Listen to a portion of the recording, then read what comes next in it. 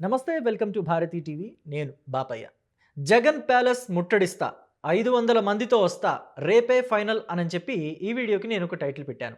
అంటే ఆంధ్రప్రదేశ్ మాజీ ముఖ్యమంత్రి వైఎస్ఆర్ కాంగ్రెస్ పార్టీ అధినేత వైఎస్ జగన్మోహన్ రెడ్డి ఇల్లు కమ్ పార్టీ ఆఫీస్ ఏదైతే ఉందో దానిని ముట్టడిస్తాను అని చెప్పేసి ఆ పార్టీకి సంబంధించిన సానుభూతి పరుడు అని చెప్పాలా, లేకపోతే కార్యకర్త కాని కార్యకర్త అని చెప్పాలా, బోరుగడ్డ అనిల్ కుమార్ అంటున్నట్టుగా నేను తమ్నైల్లో పెట్టాను. మరి నిజానికి బోరుగడ్డ అనిల్ కుమార్ అలాంటి వ్యాఖ్యలు చేస్తాడా అనంటే ప్రస్తుతానికైతే ఆయనే ఆ వ్యాఖ్యలు చేసినట్టుగా నిరూపణ లేదు. కానీ సోషల్ మీడియాలోనూ కొన్ని యూట్యూబ్ ఛానల్స్లోనూ అలాగే వెబ్సైట్లలో కూడా బోరుగడ్డ అనిల్ జగన్మోహన్ రెడ్డి ఇల్లు కమ్ పార్టీ ఆఫీస్ని రేపు ముట్టడించడానికి రెడీ అవుతున్నాడు అని చెప్పేసి వార్తలైతే హల్చల్ చేస్తున్నాయి. అయితే నిన్నటి నుంచి ఈరోజు ఉదయం వరకు కూడా బోరుగడ్డ అనిల్ అందుబాటులో లేరు. ఆయన ఫోన్ కూడా అందుబాటులో లేరు. నిన్నైతే కొన్ని ఛానల్స్కి, యూట్యూబ్ ఛానల్స్కి కావచ్చు, కొన్ని శాటిలైట్ ఛానల్స్కి కావచ్చు, ఆయన ఇంటర్వ్యూలు ఇచ్చారు అని చెప్పేసి అయితే ఒక టాక్ ఉంది. ఆయన ఇచ్చారు కూడా, కొన్ని లైవ్ కూడా పెట్టాయి. యూట్యూబ్ ఛానల్స్ కావచ్చు, శాటిలైట్ ఛానల్స్ కావచ్చు, కొన్ని లైవ్ పెట్టాయి. కానీ ఈరోజు మాత్రం ఈరోజు ఉదయం వరకు, మధ్యాహ్నం వరకు కూడా ఆయన అందుబాటులో లేరు. నిన్న సాయంత్రం నుంచి అని చెప్పేసి కుటుంబ సభ్యులకి కూడా ఆయన ఎక్కడ ఉన్నారో తెలియదు అని చెప్పేసి సమాచారం. కానీ సడన్గా ఆయన అందుబాటులోకి వచ్చి రేపు జగన్మోహన్ రెడ్డి ఇంటిని ముట్టడిస్తాను అని చెప్పేసి సవాల్ చేసినట్టుగా, ఆయన వెళ్ళడానికి ఒక 500 మందితో రెడీ అవుతున్నట్టుగా, అంటే తన సొంత సైన్యంతో రెడీ అవుతున్నట్టుగా కూడా టాక్ వినిపిస్తుంది. ఎందుకంటే ఆయన మరీ అంత సామాన్యుడేం కాదు, అలాగే మరీ కారుమూరి వెంకటరెడ్డి చెప్పినట్టుగా వీధి రౌడీ ఏమీ కాదు. రిపబ్లికన్ పార్టీ ఉంది కదా, ఆ పార్టీలో ఆయన సభ్యుడిగా ఉన్నాడు అని చెప్పేసి తెలుస్తుంది.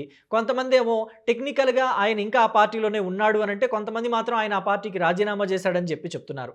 మొత్తానికి ఒక జాతీయ రాజకీయ పార్టీతో ఆయనకి సత్సంబంధాలు ఉన్నమాట అయితే వాస్తవంగా తెలుస్తుంది. ఇప్పుడు ఈ క్రమంలో జగన్మోహన్ రెడ్డి అంటే విపరీతమైన ప్రేమ ఉండి, మొన్నటి వరకు కూడా జగన్మోహన్ రెడ్డికి సానుభూతిపరుడుగా, వైఎస్ఆర్ కాంగ్రెస్ పార్టీకి సానుభూతిపరుడుగా ఉండి, బోరుగడ్డ అనిల్ ఎలాంటి వ్యాఖ్యలు చేశాడు? చంద్రబాబు నాయుడిని, పవన్ కళ్యాణ్ని, లోకేష్ని, వాళ్ళ ఇంట్లో ఆడవాళ్ళని కూడా నానా రకాలుగా బూతులు తిట్టాడు. అలాగే తెలుగుదేశం పార్టీలో మహిళా నేతలు అనే ఇంగిత జ్ఞానం కూడా లేకుండా ఇష్టానుసారంగా నోరు పడేసుకున్నాడు. అయితే సడన్గా ఏమైందో ఏమో కానీ జైలుకు వెళ్ళొచ్చిన తర్వాత మాత్రం కొంత ఆ దూకుడు తగ్గించాడు. గతంలో ఏదైతే దూకుడుందో, నోటి దురుసుందో అది మాత్రం కొంత తగ్గించాడు. ఎందుకంటే బైబిల్ చదివాను నేను జైల్లో ఉన్నప్పుడు, పరాయి వాళ్ళని అనవసరంగా తోలనాడకూడదు, మాట అనకూడదనే మాట తనని గట్టిగా పట్టుకుంది బైబిల్లో నేను చదివిన వాక్యం. సో అందుకనే నేను బూతులు తిట్టడం లేదు, గతంలో లాగా అనవసరంగా తిట్టడం లేదు అని చెప్పేసి చెప్పుకొచ్చాడు. అయితే ఇక్కడ జగన్మోహన్ రెడ్డి మీద అంత ప్రేమ చూపించే బోరుగడ్డ అనిల్ నేరుగా వెళ్ళి మొన్న వైఎస్ఆర్ కాంగ్రెస్ పార్టీ కేంద్ర కార్యాలయం ముందు బైఠాయించాడు తాడేపల్లిలో. అంటే ఒక్కడే వెళ్ళలేదు, తన సతీ సమేతంగా వెళ్ళాడు. ఎందుకంటే వైఎస్ఆర్ కాంగ్రెస్ పార్టీని, జగన్మోహన్ రెడ్డిని నమ్ముకొని తాను రోడ్డున పడ్డాను అని చెప్పేసి కూడా తన నోటితో తానే చెప్పాడు. నమ్ముకొని రోడ్డున పట్టమంటే ఆ పార్టీ కోసం ఎవరిని పడితే వాళ్ళని తిట్టేసి 9 నెలలు జైల్లో ఉన్నాను, వాళ్ళు జైల్లో నన్ను ఎన్ని చిత్రహింసలు పెట్టినా కానీ జగన్మోహన్ రెడ్డి కోసమే భరించాను. కానీ సజ్జల రామకృష్ణారెడ్డి లాంటి వాళ్ళు, అలాగే పూడి శ్రీహరి లాంటి వాళ్ళు నన్ను జగన్కి దూరం చేస్తున్నారు. నేను ఇంత చేసి ఏంటి ప్రయోజనం? నాకు వైఎస్ఆర్ కాంగ్రెస్ పార్టీకి సంబంధం లేదన్నట్టుగా మాట్లాడుతున్నారు. చివరికి నన్ను వైఎస్ఆర్ కాంగ్రెస్ పార్టీలో ఒక సామాన్య కార్యకర్త కన్నా, సామాన్య కార్యకర్తనైనా ఒక గంట 2 గంటలు కూర్చోబెట్టిన తర్వాత ఏంటి, ఏం కావాలి, ఎందుకు వచ్చావు, భోజనం చేసావా, కాఫీ తాగుతావా, మంచినీళ్ళు తాగుతావా అని అడుగుతారు. కనీసం నన్ను అది కూడా లేదు. గతంలో ఇదే సజ్జల రామకృష్ణారెడ్డి వాటర్ బాటిల్ మూత ఓపెన్ చేసి మరీ నా చేతికిచ్చి కాఫీ తీసుకో అని చెప్పి తన చేత్తో కాఫీ కప్ అందించిన మనిషి ఇవాళ నన్ను నువ్వెవరు, నీకేం కావాలి అని చెప్పేసి, అసలు పార్టీ ఆఫీస్కి నువ్వు రావద్దు, నీకు పార్టీకి సంబంధం లేదని చెప్పేసి మాట్లాడారు. ఇలా ఎలా మాట్లాడతారు?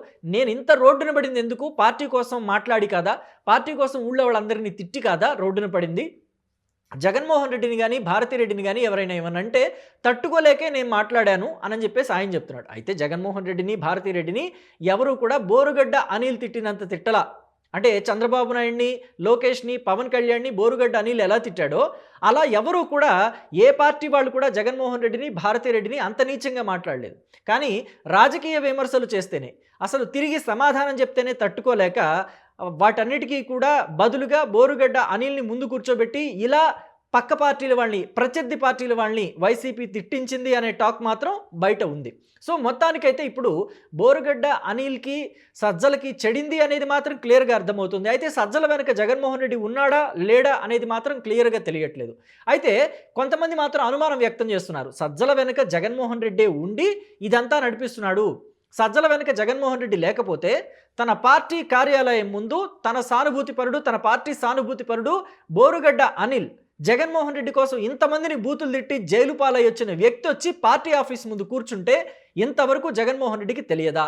పైగా అదే పార్టీ ఆఫీస్ నుంచి బోరుగడ్డ అనిల్‌కి పార్టీతోటి ఎటువంటి సంబంధం లేదని చెప్పి పార్టీ ఆఫీస్ లెటర్ హెడ్ తోటి ఒక లెటర్ కూడా రిలీజ్ అయింది. సో మరి అంటే జగన్మోహన్ రెడ్డికి తెలియకుండానే ఇవన్నీ జరుగుతున్నాయా అని చెప్పేసి క్వశ్చన్స్ కూడా రైజ్ అవుతున్నాయి. సో మరి ఇలాంటి సిచ్యువేషన్లో బోరుగడ్డ అనిల్ ఒక 500 మందిని వెంట పెట్టుకుని పార్టీ ఆఫీస్ని ముట్టడించడానికి రేపు వెళుతున్నాడు అని చెప్పేసి వార్తలు ఇప్పుడు హల్చల్ చేస్తున్నాయంటే అందులో నిజం లేదని ఎట్లా అనుకోవాలి? మరి బోరుగడ్డ అనిల్‌కి కూడా కడుపు మండిపోతుంది కదా!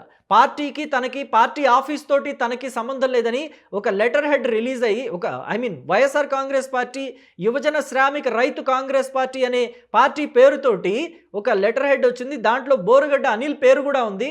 పార్టీ కార్యాలయానికి తనకి సంబంధం లేదని చెప్పి ఒక 5, 6 పేర్లు ఉంటే వాటిల్లో అనిల్ పేరు కూడా ఉంది, బోరుగడ్డ అనిల్ పేరు. మరి అలాంటప్పుడు బోరుగడ్డ అనిల్ కామ్‌గా ఊరుకుంటాడని, ఈ మాటలో నిజం లేదని, అంటే తన పేరుతో వచ్చిన ఈ వార్త ఏదైతే 500 మందితో వైసీపీ కార్యాలయాన్ని ముట్టడిస్తాడు బోరుగడ్డ అని చెప్పి వచ్చిన వార్త నిజం కాదని ఎలా అనుకోవాలి? మీరు చెప్పండి. మీ అభిప్రాయాన్ని నాకు కమెంట్ బాక్స్లో తప్పకుండా తెలియజేయండి. అయితే బోరుగడ్డ అనిల్ వైసీపీ కార్యాలయాన్ని ముట్టడిస్తే పరిస్థితి ఎలా ఉండబోతుంది అనుకుంటున్నారు? బోరుగడ్డ అనిల్ మీదకి ఆయన అక్కడి నుంచి ఖాళీ చేయించడానికి వైసీపీ ఎవరిని వదులుతుంది అని మీరు అనుకుంటున్నారు?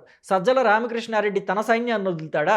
లేదా సజ్జల అంటే జగన్మోహన్ రెడ్డికి అత్యంత ప్రీతిపాత్రమైన వ్యక్తి కాబట్టి సజ్జల మీదకే బోరుగడ్డ యుద్ధాన్ని ప్రకటించాడు కాబట్టి జగన్మోహన్ రెడ్డి తన సైన్యాన్నే వదులుతాడా? వైసీపీ కార్యకర్తల్ని వదిలి అక్కడి నుంచి బోరుగడ్డ అనిల్ని తరిమేసేలాగా చేస్తాడా? ఏం జరగబోతోంది అనుకుంటున్నారు మీరు? అలాగే ప్రభుత్వం దీంట్లో ఏమైనా కలగజేసుకుంటుంది అంటే రాష్ట్రంలో శాంతి భద్రతలని కాపాడాల్సిన బాధ్యత ప్రభుత్వం మీద కూడా ఉంది. మరి రేపు బోరుగడ్డ అనిల్ అక్కడికి వెళ్ళి నిరసన తెలుపుతున్నాడే అనుకోండి, ఈ వార్తల్లో నిజముండి నిరసన తెలిపాడే అనుకోండి, అప్పుడు ప్రభుత్వం ఇదంతా హైపోథెటికలే, నేను కాదంటలేదు, ఊహాజనితమైన క్వశ్చన్సే ఇవన్నీ. ఒకవేళ అలా జరిగితే ఏంటి పరిస్థితి అని చెప్పేసి. సో మరి రేపు బోరుగడ్డ అనిల్ ఒక 500 మందితో అక్కడికి వెళ్ళి నిరసన తెలియజేస్తున్న క్రమంలో వైసీపీ వాళ్ళకి బోరుగడ్డ అనిల్ బ్యాచ్కి ఒకవేళ ఘర్షణ జరిగితే రేపు పరిస్థితి ఏంటి? ప్రభుత్వం దాన్ని ఎలా డీల్ చేస్తుందని మీరు అనుకుంటున్నారు? మీ అభిప్రాయాన్ని కమెంట్ బాక్స్లో తెలియచేయండి. Thank you.